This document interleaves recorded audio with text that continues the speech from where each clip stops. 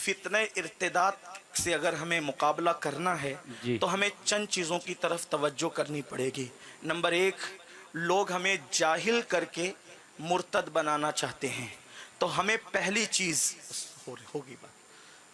चीज़ हमें इल्म और एजुकेशन की तरफ तवज्जो करनी पड़ेगी। अगर अपने बच्चों को मुस्तकबिल में उनका ईमान, उनके अकीदे को महफूज रखना है तो दुनियावी उलूम के साथ उनको दीनी इल्म इतना देना ज़रूरी है कि वो अपने ईमान की हिफाजत कर सकें। एक छोटी सी मिसाल में आपसे अर्ज़ करूं कि अगर अपने बच्चों को हमने इल्म दीन से आरास्ता नहीं किया तो दुनिया की किसी भी मंजिल पर हमारे बच्चों का ईमान छीना जा सकता है। जैसे मिसाल के तौर पर हदीस पेश करके ईमान छीन लेंगे, गलत तशरीह करके, आयत पढ़ के गलत तफसीर बयान करके ईमान छीन लेंगे। जैसे एक छोटी सी बात आपके सामने पेश करूं, आप तवज्जो फरमाएं कि एक हदीस कसरत से लोग पढ़ते हैं, हमारा फरीक मुखालिफ इसको बहुत लेकर के घूमता रहता है और हदीस और कुरान की गलत तशरीह करना ये उनकी आदत में शामिल है। जो नौज़ायदा जमातें 1857 के बाद पैदा हुई है उन्होंने हमेशा से यही किया, हदीस का मतन सही पढ़ेंगे, उसकी तशरीह गलत करेंगे। इल्म न होने की बुनियाद पर ईमान कैसे जाता है देखें। एक हदीस पढ़ी जाती है, अल्लाह के रसूल सल्लल्लाहु अलैहि वसल्लम ने फरमाया मेरी कब्र को ईदगाह न बनाना। ये हदीस है, हम भी मानते हैं, वो भी बयान करते हैं। क्या कहा? मेरी कब्र को, तवज्जो आपकी मेरी तरफ, अब जिनको आना था वो सब आ गए, तवज्जो फरमाए। क्या फरमाया? मेरी कब्र को ईदगाह मत बनाना, मेरी कब्र को ईदगाह मत बनाना। अब हदीस तो है, हम भी मानते हैं, वो भी मानते हैं, लेकिन जो वो मुखालिफ जो 1857 के बाद पैदा हुआ तशरीह ये करता है कि देखो अल्लाह के रसूल ने फरमाया मेरी कब्र को ईदगाह मत बनाना। मतलब क्या? जैसे ईदगाह पे भीड़ लगाते हो, जौक दर जौक जाते हो, पाबंदी के साथ हाजिरी देते हो, ऐसी मेरी कब्र पर, मेरे मजार पे न आया करना, भीड़ न लगाया करना, क्योंकि हुजूर ने फरमाया मेरी कब्र को ईदगाह मत बनाना। मैं कहता हूं अगर यही उसकी तशरीह होती तो जितनी भीड़ रसूलुल्लाह के आस्ताने पर रोज लगती है उतनी तो किसी के उर्स में भी लोग नहीं पहुंचते। अल्लाह रब्बु मुहम्मदिन सल्लल्लाहु अलैहि वसल्लम नहनु इबाद मुहम्मदिन सल्लल्लाहु अलैहि वसल्लम सलातु व सलाम अलैका या रसूल अल्लाह सल्लल्लाहु अलैहि वसल्लम। तो अर्ज ये कर रहा था कि मुखालिफ ये कहता है कि जब हुजूर अलैहि सलाम ने ये फरमा दिया कि मेरी कब्र को ईदगाह ना बनाओ तो फिर तुम लोग क्यों भीड़ करते हो?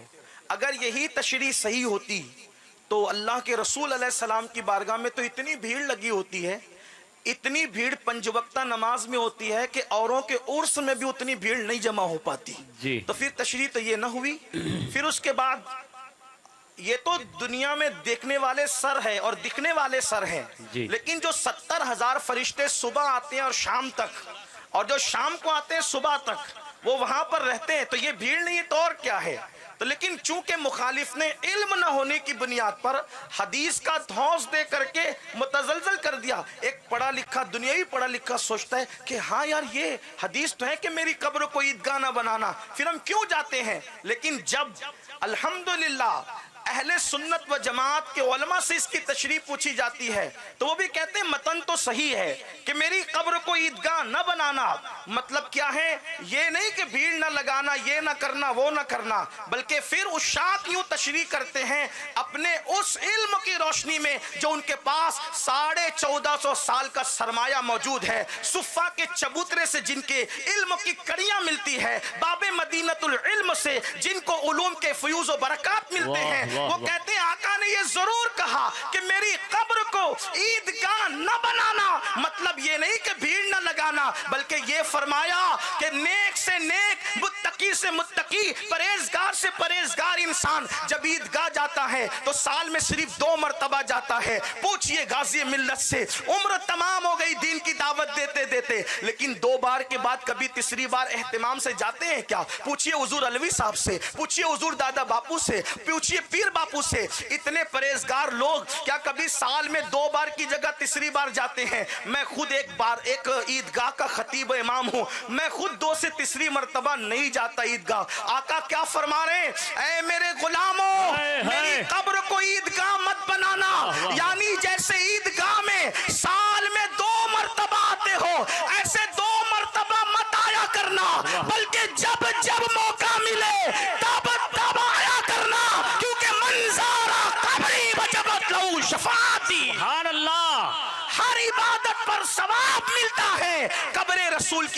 जियारत पर, मज़ार मुस्तफ़ा की जियारत पर शफाअत का मुज़्दा नसीब होता है। और बल्कि यहाँ तक फरमाया, हो सके तो मदीने में मरो, जो मदीने में मरेगा मैं उसकी शफाअत करूंगा, उसके ईमान की गवाही दूंगा। तो इल्म न होने की बुनियाद पर अगर फितना इर्तिदाद फैल रहा है तो इल्म को आम किया जाए, और इल्म को आम करने के लिए बेहतरीन इदारे कायम किए जाएं। पर्दा की बुनियाद पर बच्चियों को अगर स्कूल से खारिज किया जा रहा है तो कॉन्फ्रेंस और जलसों में दर्द भरी बातें करना उसका इलाज नहीं है। मीडिया का रोना रोना इसका इलाज नहीं है। मुसलमान अपनी शादियों के खर्चे कम करें, मुसलमान अपने जलसों के खर्चे कम करें, मुसलमान फजूल खर्ची कम करके बेहतरीन स्कूलें कायम करें, बेहतरीन कॉलेजेस कायम करें, बेहतरीन यूनिवर्सिटियां कायम करें, ताकि अल्लाह अकबर जिन इदारों से फितना इर्तिदाद फैल रहा है हम अपने इदारे कायम करके इस्लाम और सुन्नियत की रोशनी में वो तालीम दें कि उन्हीं इदारों से जो है वो इस्लाम और सुन्नियत का तहफ़्फ़ुज़ होता हुआ नजर आए, वरना बातें करने से काम नहीं होगा। और दूसरी चीज, अगर गुर्बत की बुनियाद पर इर्तिदाद को फैलाया जा रहा है तो मुसलमानों को चाहिए कि मालदार बने, मेहनत करो। रात के 3-3 बजे तक मोबाइल में गेम खेलते हो, 12 बजे सो करके उठते हो, कब तिजारत करोगे, कब क्या करोगे, कब आगे बढ़ोगे? इसलिए माल पे तवज्जो दो। कुछ लोग ये कहते हैं नहीं नहीं मौलाना, हमारे नबी तो गरीब थे, हमारे सहाबा तो गरीब थे, पेट पे पत्थर बांधते थे, हम लोग जो है वो मालदार होके क्या करेंगे? ये तबलीगी जमात का फरेब है कि नबी गरीब थे। वल्लाह हम अपने नबी को ना कभी गरीब कहते हैं ना मुफलिस मानते हैं, इसलिए कि मैं उसको कैसे मुफलिस और गरीब तस्लीम कर लूं जो पूरी कायनात को पाल रहा है। मेरा इमाम कहता है, आसमां खान, जमी खान, जमाना मेहमान, साहिबे खाना, लक़ब किसका है? तेरा तेरा। अरे वो आने से पहले भी बांट रहे थे, आने के बाद भी बांट रहे हैं और आज तक तकसीम कर रहे हैं। हमारा अकीदा तो ये है, वो खुद फरमाते हैं, वल्लाहु युती इन्नमा अना कासिम, अल्लाह ही अता करता है और मैं ही तकसीम करता हूँ।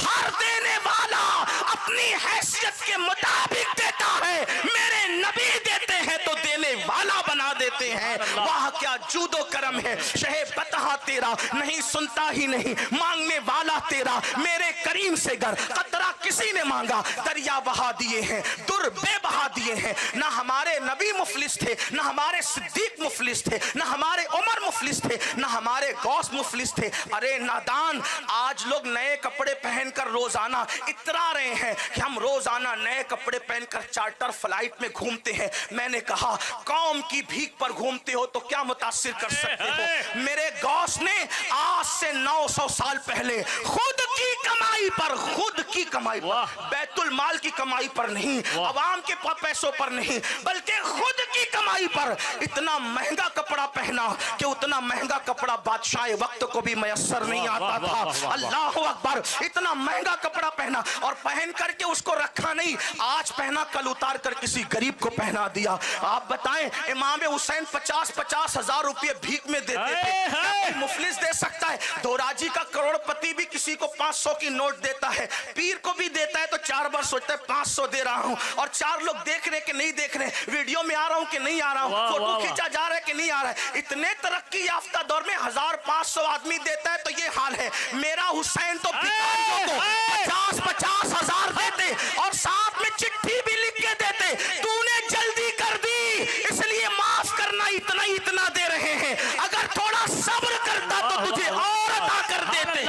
मैं वाकयात की तरफ नहीं जा रहा हूं, सिर्फ इशारा, जहां से 50-50 हजार भीख मिलती हो फकीरों को, मिस्कीनों को, अनजानों को, वो मुफलिस लोग थे, वो गरीब लोग थे? नहीं। बल्कि एक आखिरी बात अर्ज कर दूं, हजरत इमाम मूसा काजिम ने एक दिन बहुत कीमती जूते पहने और बादशाह के दरबार में गए, जाकर के खड़े हो गए। लोगों को ये भी लगता है ये पीर लोग इतना कीमती क्यों पहनते हैं, ये सादात इतना कीमती क्यों पहनते हैं, ये उलमा इतना कीमती क्यों पहनते हैं? फिर कहते हैं कहां से आता इनके पास? नादान, तू पीछे खड़ा रहता है, अल्लाह तुझे देता है, जो तेरे आगे खड़ा रहता है उसको कितना देता होगा। कभी ये तो सोच, मेरे हाथ में आईफोन है तो ताज्जुब नहीं होता, और अगर अल्लाह अकबर इमाम के हाथ में हो तो मुक्तदी के हाथ में तो कोई बात नहीं। इमाम आया कहां से? शायद चंदा चोरी किया होगा। जिस कौम की फिक्र इतनी दकियानुसियत की हो, वो कौम कैसे तरक्की कर सकती है? मेरे इमाम मूसा कासिम ने कीमती जूते पहनकर बादशाह के दरबार में जाकर खड़े हुए, तो बादशाह ने कहा सैयद होकर के ऐसे कीमती जूते पहनते हो?